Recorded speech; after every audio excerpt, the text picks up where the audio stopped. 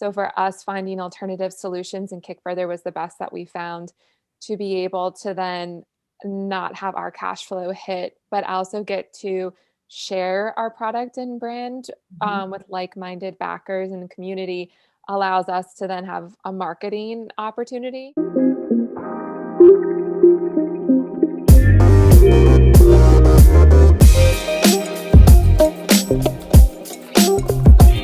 So today we have Brianna, founder of Anact. Hi, Brianna. How are you?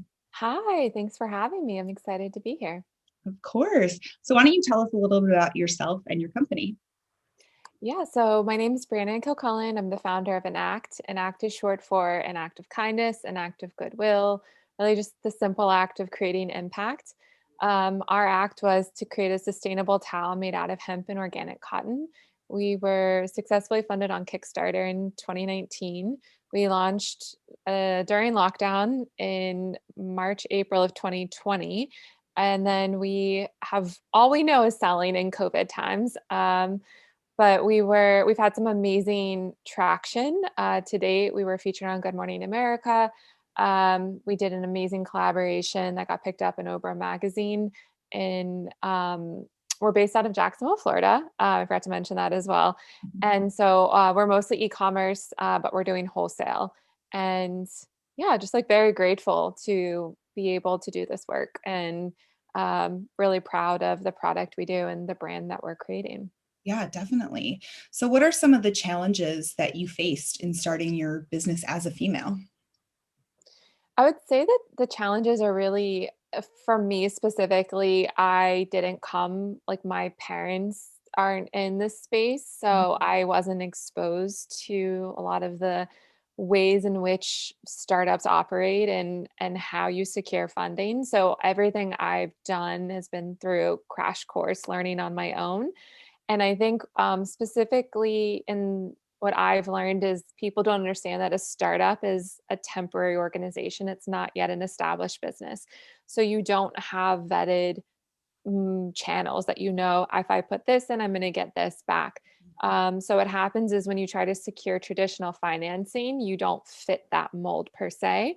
And the way that it works here in the US is typically they want at least 3 years of financial statements in order to even be considered.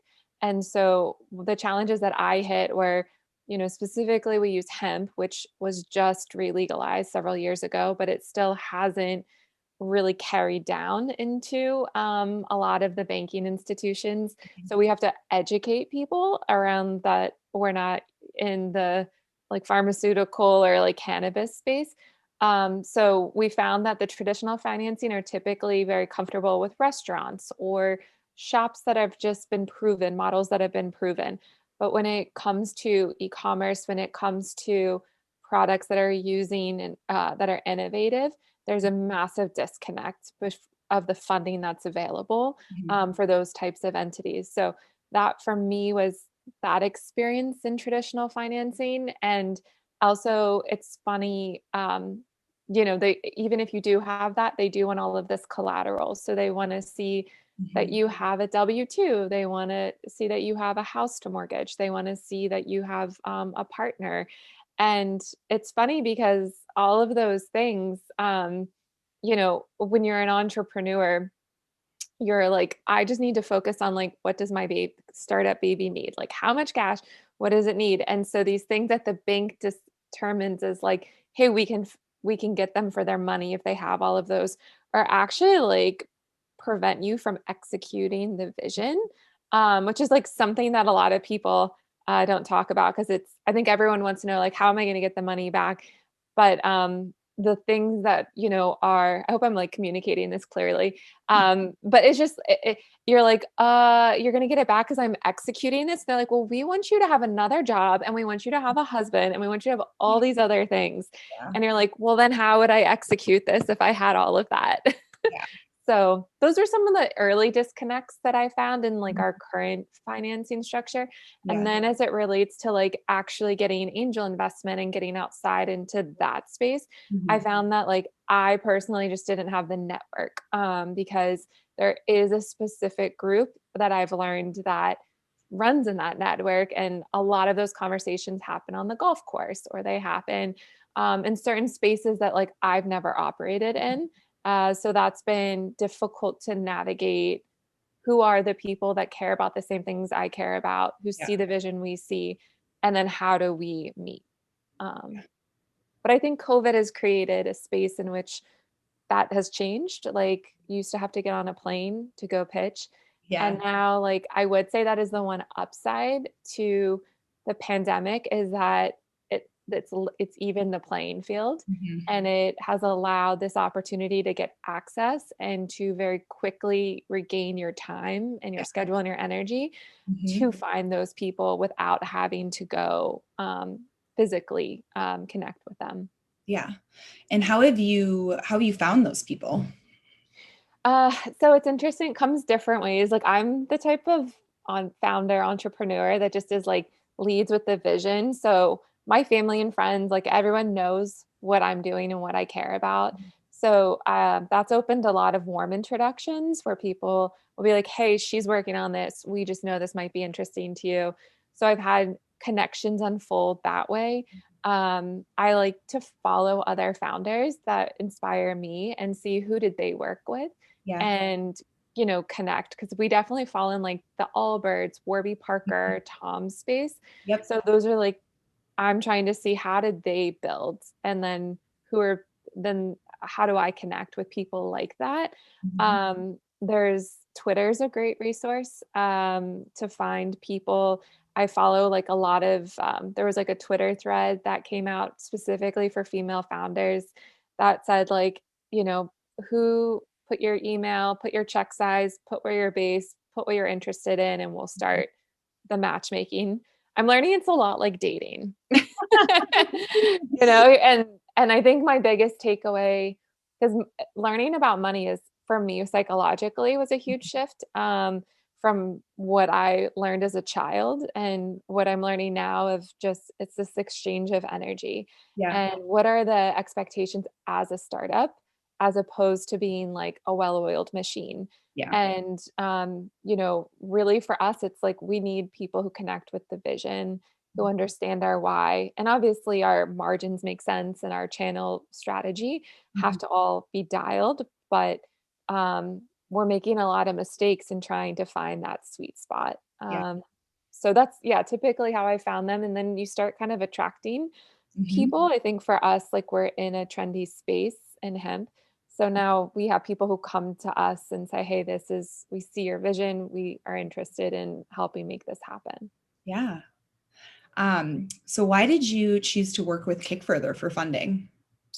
I love Kick Further specifically for the textile for our industry being in textiles. It's a very difficult industry to jumpstart because you we don't have manufacturing here in the U.S. So for us, we're over in China, so we have to issue a purchase order. And being a new brand, the factories don't necessarily trust you yet, so they typically require a large down payment Mhm. on your order, and our lead times are up to 90 days, and then we have to ship it, and it sits on the ocean, and then it comes in to the US, and then we are able to turn around and sell it.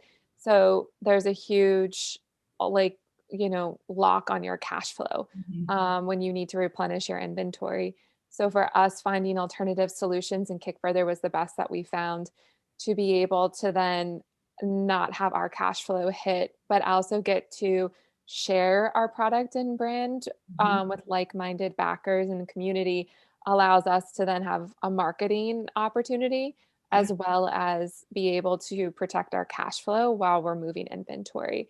So I think like it's a genius design, and I hope more like I share it with a lot of other companies because I'll talk to other founders who are like, we're just our cash is hit because we're waiting on inventory. Yeah. And I just don't think like if you're out of inventory that and you're trying to get it in, that you should be using that to market it more and not have to hold, while you wait for it to come in. So I think that for me personally and for us at Anact, like that's huge. Kick Further has allowed us to do that.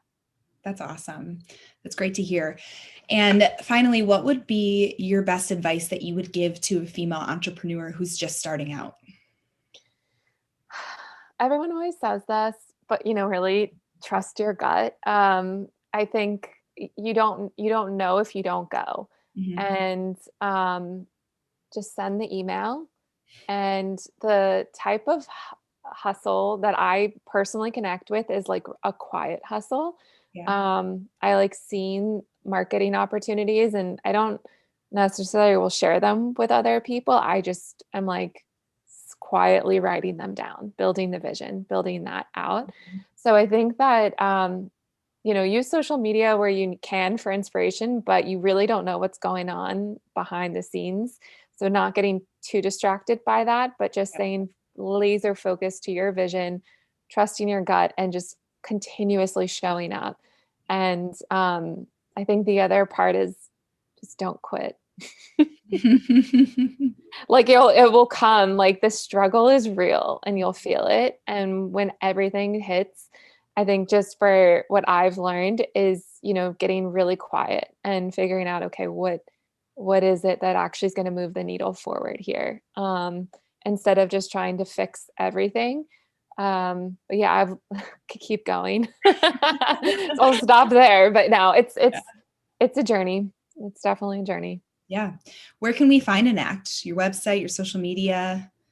Yeah, our website is anact.com, ANACT. And then our social media is Anact Global across Pinterest, Instagram, TikTok, etc. And yeah, we're really excited. We have some amazing things coming down the line in 2022, and Awesome. um, just grateful to be with like-minded partners who want to share our story. So thank you. Awesome. Well, yeah, thank you so much for joining me today. Of course, of course.